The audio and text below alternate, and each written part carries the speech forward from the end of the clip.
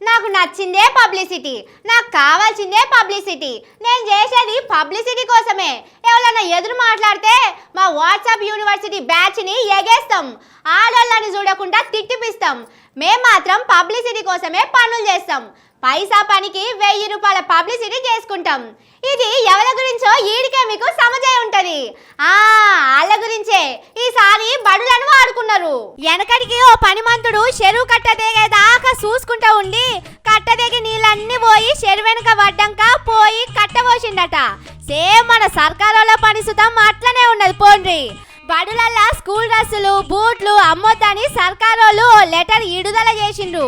ఇక సోషల్ మీడియాలో ఉన్న వాళ్ళ మనుషులు, వాళ్ళ టీవీలు, పేపర్లల్లో పనిచేసేటోళ్ళు సోషల్ మీడియాలో చిన్నగా జోక్తలేరు. సర్కారోళ్ళు చాలా గొప్ప నిర్ణయం తీసుకున్నారని లావట్టి మొగుల మీద కూసోబెడుతున్నారు. కానీ ఇప్పుడు కదా వెనకటి లెక్క ఉన్నదుల్లా.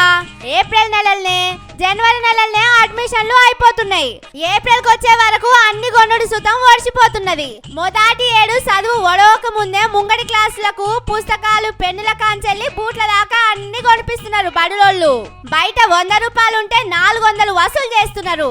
పోయిన నెలల బడులు బంద్ అయ్యే వరకు సగానికి ఎక్కువ బడుల్లా అన్ని కొనిపించిండ్రు. అన్ని ప్రైవేటు బడుల్లా ఇట్లనే అవుతుందని సర్కారోళ్ళకు సుతం ఎరికే. అయినా గానీ ఇంకో 10 రోజులు పోతే బడులు షాలైతే అనంగా ఓ లెటర్ ఇచ్చి మస్తు పబ్లిసిటీ చేసుకుంటున్నారు. ఇంట్లో ఇంకో ముచ్చట సుతం ఉన్నది. బడులల్ల పెన్నులు పెన్సిళ్ళు కాపీలు మాత్రం అమ్ముకోవచ్చట. కానీ బయట రేటుకే ఇయ్యాలని సర్కారోళ్ళే చెప్పిండ్రు. గమ్మతేందంటే బడుల్ల పుస్తకాలు అమ్మేదే అడ్డికి 1,000 వసూలు చేసడానికి. అసొంటోళ్లను తక్కువ ధరకు అమ్ముకోమని చెప్తే ఊకుంటారా? బట్టలు బూట్లు వద్దన్నోళ్ళు పుస్తకాలు పెన్నులు సుతం వద్దని చెప్పాలే కదా. అన్నిటికంటే గమ్మతి ముచ్చట ఏందంటే ఇది ఒక్క హైదరాబాద్ వాళ్ళకేనట, జిల్లాల గురించి కాదట. కానీ సర్కారోళ్ళు కాగితం ఇచ్చుడు, అలా టీవీలోళ్ళు పేపరోళ్ళు ఆహా ఓహో అని వార్తలేసుడు, సోషల్ మీడియాలో జాకీ పెట్టి లేపుడు మంచిగానే ఉండదు. పోండ్రి.